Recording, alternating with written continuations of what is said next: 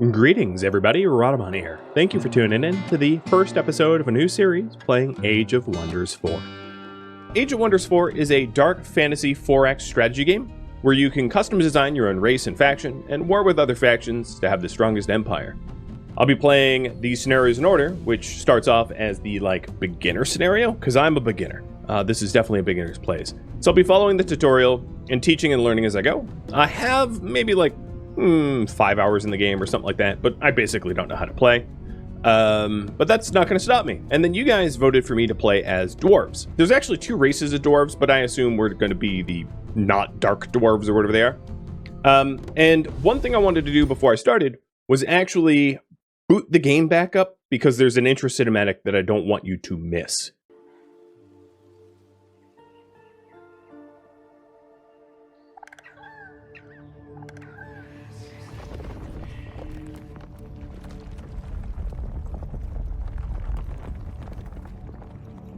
A power older than time has returned. Free from their imprisonment, ancient wizard kings come, seeking lost magics and new realms to conquer, turning all whom they encounter by choice or by force.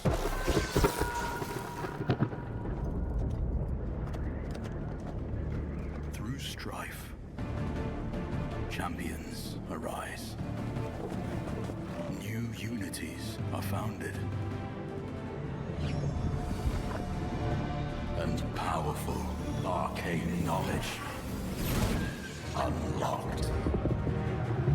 As gods and mortals clash, the forces unleashed will shape a new age of wonders. So that right there gives you a little introduction of Age of Wonders. If you're familiar with Heroes of Might and Magic, which is another sort of dark fantasy 4X game, this is fairly similar. I have never played the original 3 Age of Wonders. I was a big player of HOM, Heroes of Might and Magic. I played maybe 2 through 6, mostly 3 or 4 and 5. Those were my jam.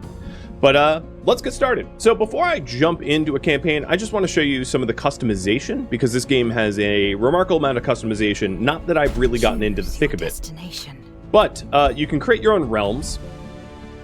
You can, once you select a realm, you can obviously select difficulties. And then this is what is pretty cool. They have all these pre-made library races, sort of like you would see in Stellaris, with the preset ones, but you can also make your own custom. And you can customize it however the heck you want. So if you wanted to be, for instance, an orc that was into, let's say, magic resistance and arcane arts, you could do that. Arcane focus and magic resistant, no problem. And then if you, instead of being barbarian, wanted to be, mystic, orcs, yeah, no problem. There's so much levels of customization here that as you know, there's a considerable amount of replayability. Oh, and now we're mana channeling ancient wise one orcs, right? So in other words, the preset races that you're stuck with are absolutely not races that you need to stick with, but I will show you some of the default races that are given. You've got humans, first elves, bloodfang orcs, the mountain dwarves, which I believe we're going to choose, and I don't think I'm going to customize them. Arcane tigers, wholesome halflings, necrotic goblins, fiendish rodents. I'm so tempted to just call them Skaven. Crusading croakers, ashborn hedonists, moonrock dwarves, so these are the other dwarves. Shadowborn elves, deep dwellers, like mole people. Some frostlings. They kind of just look like, Elsa. Human paladins, underground disciples. They look really cool, huh? I wish I had horns like that. Well, maybe not. I'd get bullied. Enthralled orcs. You don't look like an orc, but okay. Cursed toadlings and cruel deathbringers. So those are the defaults, but of course you can really customize your own, which is interesting. So yeah, if you wanted to be like undead frogs, you could be undead frogs. Exactly. So if we take a look at the mountain dwarves that we'll be picking, I'm going to go to edit, not that I'm going to change anything. So their body trait is tough, they take less damage from physical attacks, and their mind trait is defensive tactics. Units become tougher when standing next to allies, so there's a adjacency bonus. They are industrious, What is their origin culture? which means that structures have production income. Through bolstering, units get sturdier as they get hit in battle, and scout prospecting. So when industrious scout units stand within a friendly or neutral province that contains a cliff, mountain, or stalagmite, the player that owns the scout unit can prospect the province for production or gold rewards, and it can only be prospected once.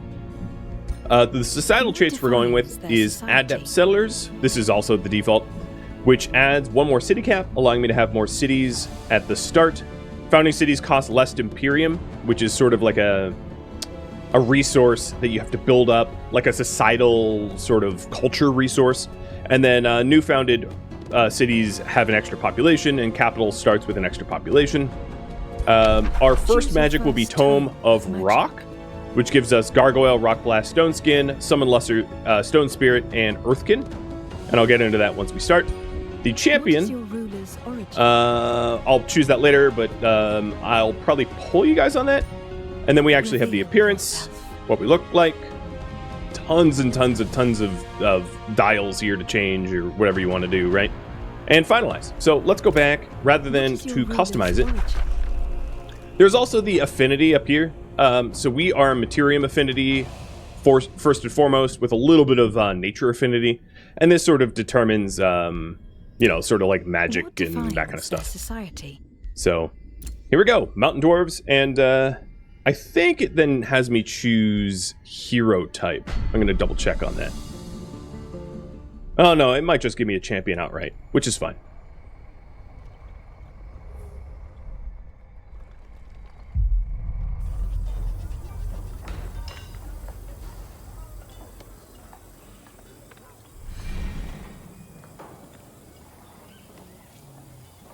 Tugrum Hammerhall. A new ruler emerges. Explore your surroundings and expand your domain. Prepare to face your rivals and become a master of this realm. Your choices will shape the new age of wonders. So we start off with the Tome of Rock, like I said. We are Dwarfkin. The actual type of race you are doesn't have any specific bonuses, so that you can customize as much as you wish. But we are indeed tough defensive tactics. Great builders, I skipped over this. So quarries yield extra gold. Special province improvements cost less production, and capital city starts with a workshop and stone walls. So a workshop gives us draft income for troops and production income for building things, and stone walls gives us some fortification health so that our capital city is harder to besiege. Starting magic, bolstering chant or rock blast. I am going with bolstering chant. So bolstering chant is a temporary heal, and also you gain bolstered defense. Oh, no, I don't choose. I get both. And the Rock Blast is a 30 physical damage spell. Taking a look at the map, if you zoom out even further, we can see that we're sort of in the central south here. And I'll go over some of the UI elements, but of course I am a relatively new player, so I can't, be 100% sure about what I'm telling you. I will try. So up here, we've got Knowledge, which unlocks new skills from tomes. So every time that as your knowledge increases, you get access to new book spells. And I believe it's one of the 3 types of ways to win. So if we take a look at the victory conditions here, there's magic, military, and expansion victory. So the magic victory is when you build a seed, root, and heart affinity province improvements, which is unlocked when we level up our tomes really high. So there's sort of like a knowledge magic victory condition. Military is, of course, just smush everyone else, and then expansion is you need to control enough to unlock the beacons of unity and hold them for 15 turns. I have not, of course, done a lot of that. I'm a new player, but I digress. So up here we have the Empire development. It's currently unavailable, and then our Imperium income. Here is our Whispering Stones, which is used to befriend and negotiate with free cities. encouraging them into alliances or even to join us. Here is our city cap, so it's 1 out of 4. Because we are the fertile settlers or whatever it was, we get an extra cap from being mountain dwarves. Then we have the diplomatic overview. So there's 2 other rulers here, and I don't know who they are just yet. We have got the quests for what kind of victories we're trying to pursue. There's also the score victory, which is sort of the, once the turn limit is exceeded, it picks a winner if you haven't done anything else to push that ahead. The hero overview, who you have, who's in prison, who's dead. This is your materials. So different ores and things that you can acquire to build certain buildings, etc. Then this here is your city management screen. So this one will tell you your population, food, production, draft, gold, materium. Is that materium? Mana, rather, knowledge, and imperium income. And cheers. And Sam, thank you for the resub. And more dog treats. And then here is the armies. So right now I have a Pioneer Scout unit who can scout around for me, and then Togrim Hammerhall's army. One thing to note is your armies only have up to 6 units. So it's important to, A, make sure that your units stay alive so you don't have to replace them so they level up, because higher level units that level up are going to be stronger, of course. And then B, when you're trying to attack like an enemy faction, make sure that you use multiple stacks of armies rather than just to hope that your one strong army can overcome multiple enemies at once, because that's not likely to happen. Rally of the Lieges is something that I have not yet unlocked. I would have to do some special map acquisitions to have lieges, but we'll get there. Up here is, of course, gold, mana, and world map casting points. So some spells you can cast on the world map, like casting a raven for better vision, or casting a boat, or something like that. So you have a finite amount of world casting spells, and then a finite amount of casting for battle. This up here is the affinity, so we're very materium affinitied with a little bit of nature. This closes the minimap. We've got this, which indicates what kind of nodes can be built around Goldwall, which is our capital city. So, if we wanted foresters, or we wanted mines, so on and so forth. The encyclopedia, which is always useful if you're confused, because God knows I'll be confused a lot. This is the underground map. So there's 2 layers. This is pretty familiar, like with Heroes of Might and Magic, where you have an underground. But there's an underground. Some races prefer the underground. There's a lot of races that prefer the underground, like the mole people, etc. Then over here is sort of what's going on. I know it's behind the UI, so that's not great, but this game was very UI intensive. I'll probably hide that for now, just so that you can see. But it's like, oh, set the production to Goldwall and set arcane research. It's kind of just a reminder of, like, I haven't done these things. And then, of course, my army hasn't had an order in a while. Down here is my spells, what I know. So I have 2 tactical spells, 0 strategic, and none that are currently active with upkeeps. I don't have an alignment. So what alignment is you can treat other sort of free cities and neutral factions and certain events with kindness or goodness or whatever you want, or evil, sort of good or evil. And there are advantages and disadvantages going to both, and I'll probably let you guys vote how we do that, whether we become good or evil. I don't really care. If there's any advice, the automatic advice, and I'll probably be leaning into that as well. This is the event log. So all that's happened right now is Goldwall has gained an extra population from our origin starts, and then end turn, which obviously I don't want to do right now. So let's go ahead and set production in Goldwall. So here's the different options. A blacksmith would add draft income, which would allow us to draft more units. A library increases knowledge. A shrine increases mana income. Stonemason increases production. Vendor, gold. And farmer, worker farmstead would be food and production. I think I am going to do the worker farmstead to try to do a little bit of food and production to hopefully build up our town quickly. And then the other is the types of units that we have. But before I make a decision on that, I want to see what kind of army we got. So army is a support unit, which can a support unit, 2 tanks, 1 ranged. So I'm probably going to go another ranged unit here. I'll do another arbalist. I'm not going to hurry the recruitment. I don't want to spend the extra money. And then arcane research.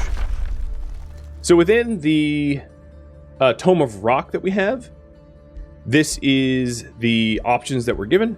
Earthkin. So Earthkin makes a rock rope develop,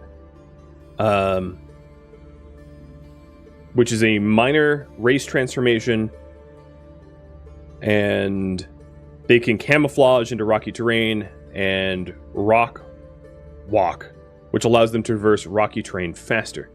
Enchanted Crow Companion, which is for vision, and Gargoyle, which is a flying shock unit. I will do Gargoyle. Why not? I like, dwarves are so grounded, might as well have some flying. And then the last thing I need to do is to issue orders to my army and to my scout, my pioneer. So I think I am going to send my scout to the northwest.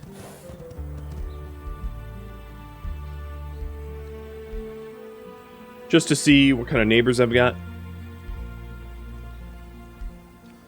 And then my army, I'm going to want to start grinding experience to get them leveled up, to get them stronger so they can take on hardier enemies. And I'm going to start attacking the marauders in and around my keep to do that.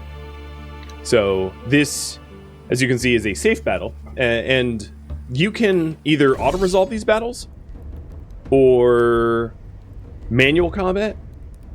What I've read and been told, the rougher the terrain, the better it is to do manual combat. But because this is my first battle, I will show you manual combat. I think in the future what I will do is I can do auto combat. And if you don't like the outcome of auto combat, it does give you the opportunity to then replay it as manual.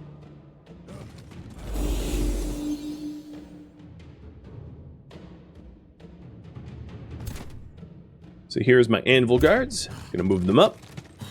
This is Tugrim himself, or herself. I don't even know your gender. I don't even really think it tells me. And more Anvil Guards, the support units, and the archers. The enemies are still out of range, but I am using the adjacency bolster bonuses here. And it looks good. I'm going to shield wall my Anvil Guards that still have movement left. And then, let's see. Out of range. So I will buff my hero unit. Or rather, my Anvil Guards, bolstering their defense even further. And end my turn. So they're both melee. And they're just creeping forward towards me slowly. Presumably because they don't want to get shot by all of my archers. So I'll inch forward. Up here you can see the chance to shoot. So I'm going to hit the one that is not bolstering their defenses. I can also cast. So I can cast Bolstering Chant, but I don't need to temporarily heal anyone. Or cast Rock Blast. So I'll do Rock Blast just to show you.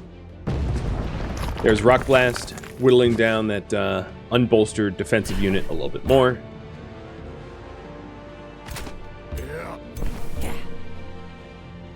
And then a little bit of Magic Blast. Patchable, thank you for the resub.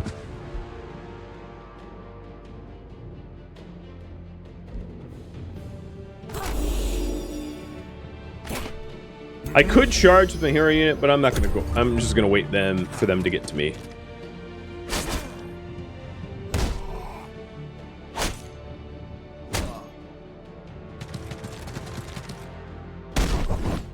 As you can see, I'm fairly bolstered, so the damage they're doing to me is pretty nominal.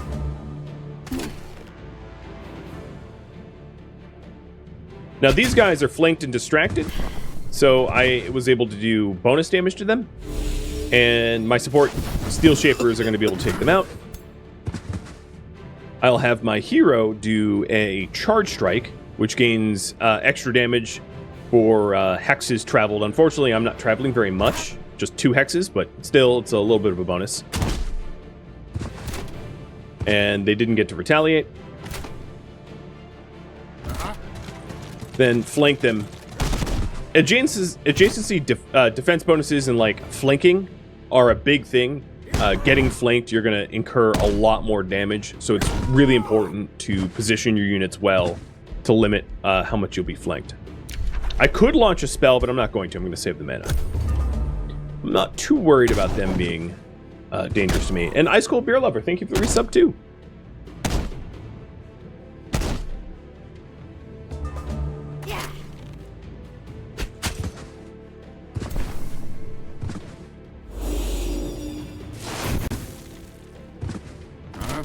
Yeah, they're getting smoked.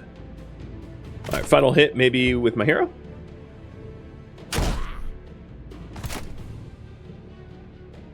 Nope, not quite.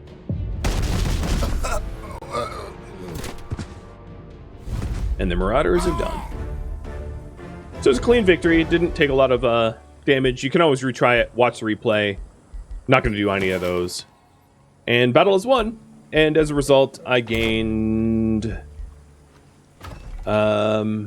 draft, I think. So let's see. What else is there? There's this treasure chest. I'm going to head that way next. But that would be the end of my turn. So in terms of Gold Wall, the Arbalist will be done in 1 turn, and they will join the main army, and then the Workers' Farmstead in 4 more turns.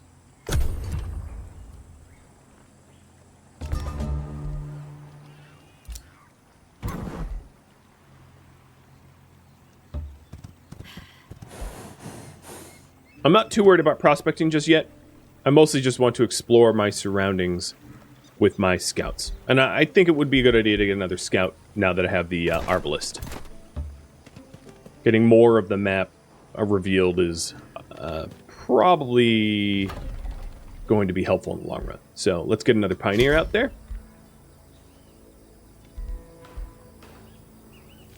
And I think that's it for this turn too.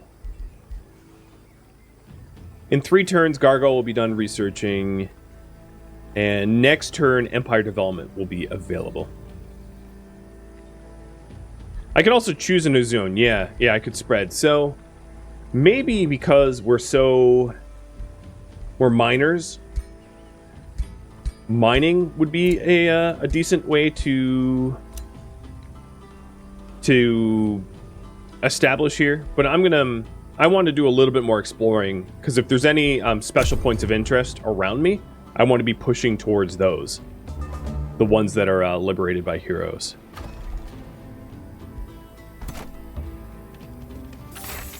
Alright, we got Wand of the Rising Dead.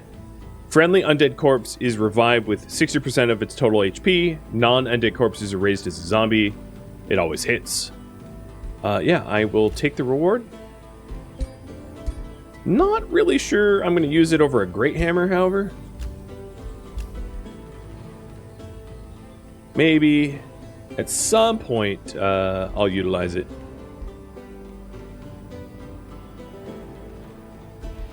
Alright, Empire Development Skill. So here is the way that you develop your empire or society.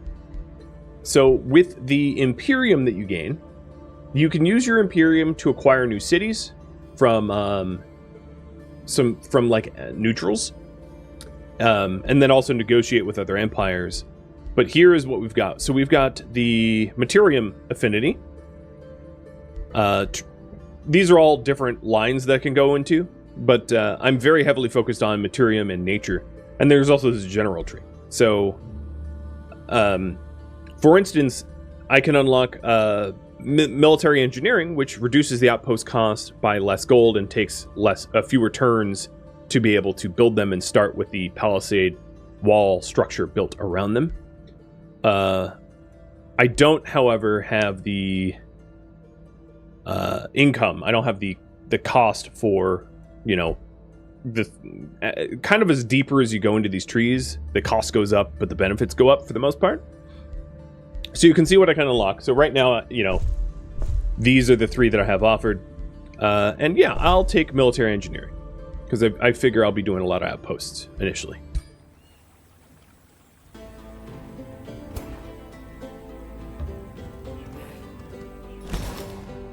So here's an underground passage which leads to the underground. And yeah, definitely want to scope that out. And we've also got some other neutrals and Glitter Grove. Glitter Grove is an ancient wonder, and it's a mana conduit if it's annexed. It's maybe a little bit too far from my home city to be easily annexable, but I was scouting for things like that could be interesting points of interest to try to own. And then also, let's go ahead and queue up the next building. So I'm going to do a grand mill.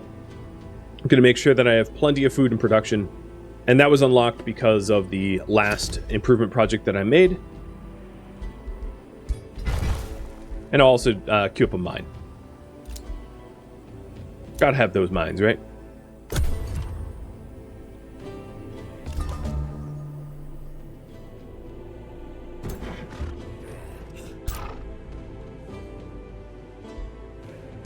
So here's what the underground looks like. It's just like the overground, just has different races, different environments. You can also, some people can chip away through the mountains and expand terrain that way. There is a Silver Ancient Wonder down here, which is a mana and knowledge plus 1 soul if obtained. But I'm more likely, or right now I'm just going to explore the overground. I just wanted to peek in here to see if there was anyone like immediately waiting.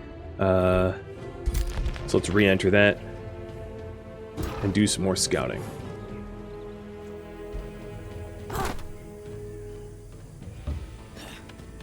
Oh, a brigand camp. Perfect.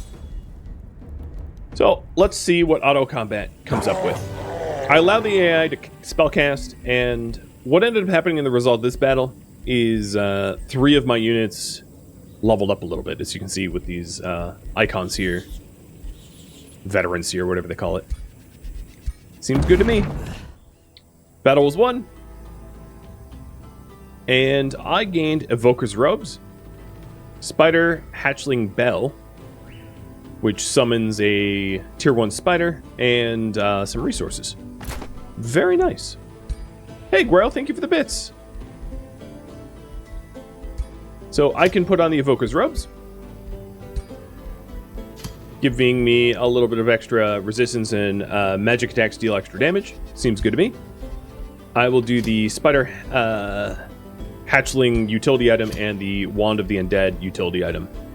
Not that I think I'm going to start becoming a Spider Undead caster. That seems out of character. And there's a Enchanted Den down here that I wouldn't mind having. So I can actually try to annex territories down that way by building outposts in that direction and try to encompass the Enchanted Den down there. But for this hero, I'm mostly just looking for battle opportunities to level up. So Godwall can annex another territory, it's saying. So let's go ahead and start heading to the Enchanted Den. I'm going to get here. I'm going to build a forester in this location. Oh, it's already claimed by someone. Oh, well, I won't be doing that. All right, let's do it here. Unless... well, that's the river.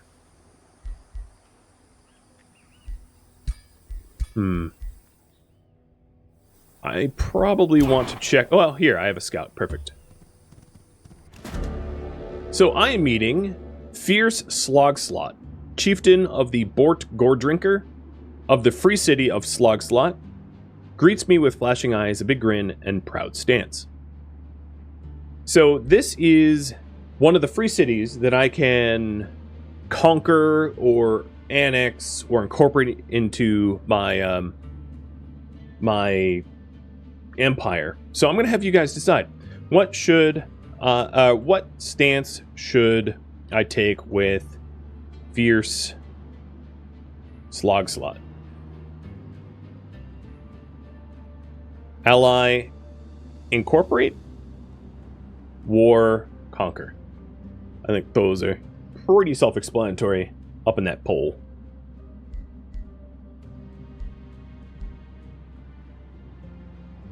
and give you just like 1 minute to vote, because I think I'm stuck in this until we decide. So I can give Bort here one of my Whispering Stones. I have one Whispering Stone to start negotiations and gradually improve my relationship with them to an alliance, and then that can lead to a pact of vassalage and a pact of integration. A pact of integration at that point then incorporates them into my own empire. So you could... Civilization games had something somewhat similar with these sort of free cities where you can go down the path of like dominating them or incorporating them. There's a lot of 4X games that have you do that. And then if we do incorporate him, his city will become one of our cities. We have a cap of 4 for now. That can go up. And then he, of course, would become a hero that we could use. So we have like a second hero army. You can have armies not led by heroes, but obviously heroes generally are a little bit stronger. And by 1 vote, you guys, 2 votes actually, ally and incorporate. Okay. So let's go ahead and give a Whispering Stone. So here you can see the gradual increase of our relationship as it builds. I can spend my Imperium to boost it, but I'm not going to do that for just yet. But you can see that this is in his domain, so it would be trespassing if I claimed that area as a result.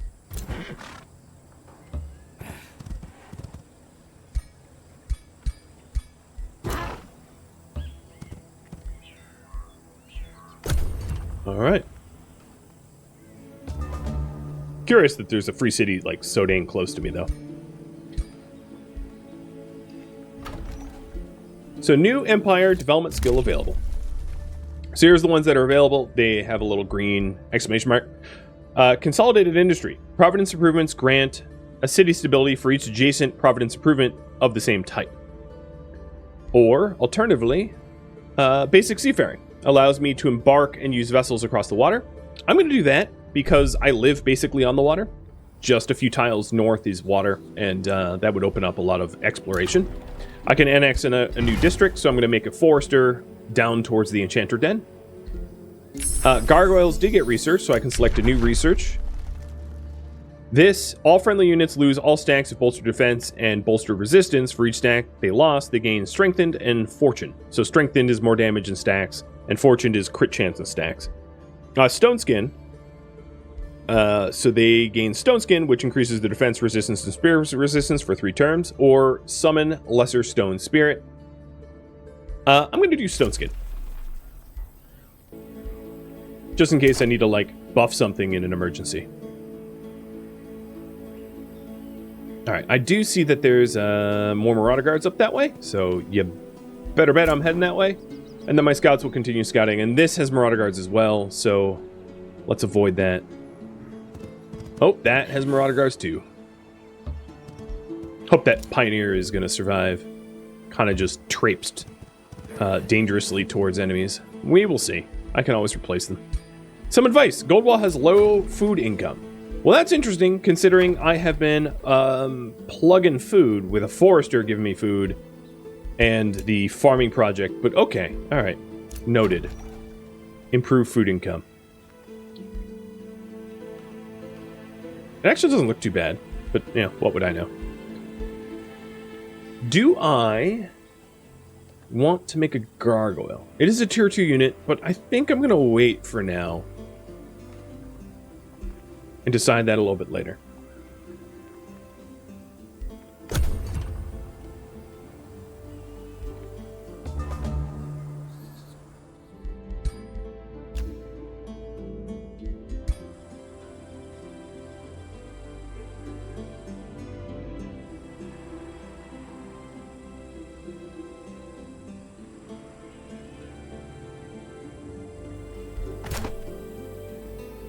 So killing level 1s is a little bit below.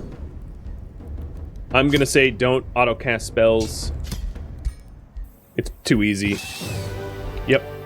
But the hero did level up, which is good. It's the first time I'm going to be able to make some decisions. But I'm going to have them continue their path. So here we go. Really leveled up. And how should I level Togrim? So archery, bolstering, and I'll read off what these do. Defense, obsidian weaponry, sprint, and that's all warfare. You know, I think what I'm going to do is I'm going to have you go warfare, battle magic, have you pick like the big choices. Support or... well, I don't have learned. So one of those three. So the warfare one, I'll just give you an example. If I did things like bolstering, I gain bolster defense when hit by melee, and bolster resistance when hit by magic attack. Defense increases my defense and evasion. Obsidian weaponry increases the melee and physical range attacks and can inflict bleeding. Sprint allows me to, for one turn, gain additional movement and become slippery, elusive, and swift. Archery, again, is ranged damage and accuracy. For battle magic, it would be Channeler Power, so magic attacks gain additional damage until the end of next turn. Lightning Evoker, so deals damage to target enemies. Magecraft and Resistance, so that's just general magic, accuracy and also status resistances, and then resistance is status resistances and general resistance. And then support, experience later, all non-hero units in the army level up faster. Restore, so they heal a bit quicker, which can be pretty useful. True Sight and Visible and Camouflage are revealed within vision range, and Vigor with more HP. And then looks like you guys want to go warfare, so let me pick something in the warfare tree. I'm gonna go with obsidian weaponry. Seems on brand for dwarves. And you can see that there's signature skills unlocked at 5, 10, 15, and 20. Those are the big ones. And then there's also more warfare stuff that gets unlocked later on as I unlock more in the warfare tree. So you can specialize even further. From what I've read, specialization is important. Doing a jack of all trades don't work all that well.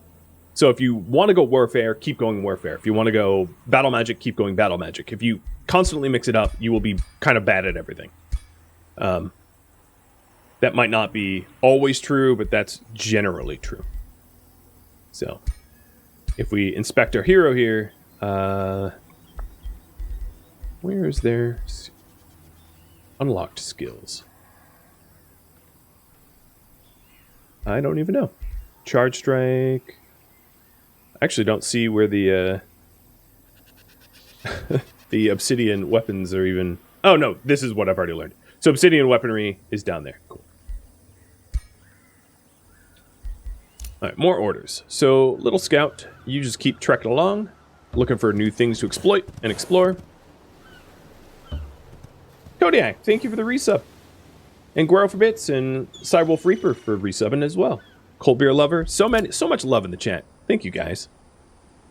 Cheers.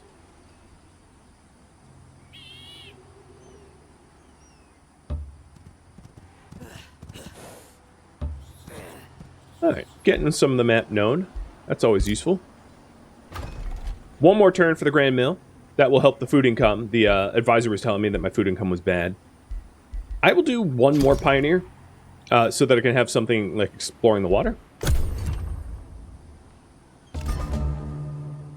And let's pick a new project. So, Highborn Ambitions. You are summoned by Slogslot, but you are not greeted by Chieftain Bort Goredrinker. Instead, resuming diplomatic negotiations with his eldest son, hails me. Good day, I am Brogdor Goredrinker of Slogslot. I believe the rule of my father is failing. Fortunately, I'm eager and capable to step in, but I fear that transitions might not prove arduous. Might prove arduous. Wow, I read that backwards. Wow, you don't look anything like your father. You look very different. Right, I think? I will make a better ally than my father. Will you support the scheme of Brogdor to supplant Bort Goredrinker? So, choice. 1, 2, and 3. And there is some ramifications for this. I will help you achieve your bloody ambitions, which is an evil character alignment. So we become slightly more evil. Bort will be murdered. Brogdor will become the ruler of Slogslot. I will gain reputation with Slogslot and reach a pact of cooperation immediately. And then they will become swayed. I can also try to have him join me. So I lose some allegiance, and it takes longer to hit pact of cooperation, but he is added to my recruitment pool instead of, murdering his father. And then I can just straight up say, I'm not interested, and not get involved at all. And I don't think I can click here. Oh yeah, here he is. So he is a level 3 that has Quick Stab, Restore, Magic Blast. And then Gore Drinker is a level 3 with Magic Bolts, Quick Stab, and Restore. So they're pretty similar to one another. They're both Bloodfang Orcs. So they're strong, ferocious barbarians, ruthless raiders, and fabled hunters. And I'll say, one more minute to vote in that.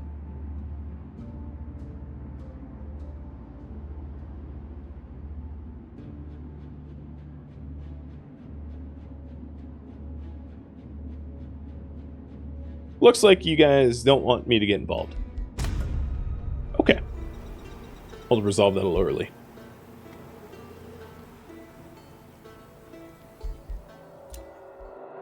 Thank you for tuning in to Age of Wonders 4, which originally streamed live on Twitch June 13th. If you have any feedback or questions for me, let me know in the comments below. If you'd like to join my gaming community, Rhadamant.com has a link to Discord, and if you'd like to join a Twitch stream, it also has a link to Twitch. Thank you so very much for watching, and a special thank you to my Patreon patrons, Twitch subscribers, and viewers like you that support the channel and made it all the way to the credits. I'll catch you in the next episode. Adios.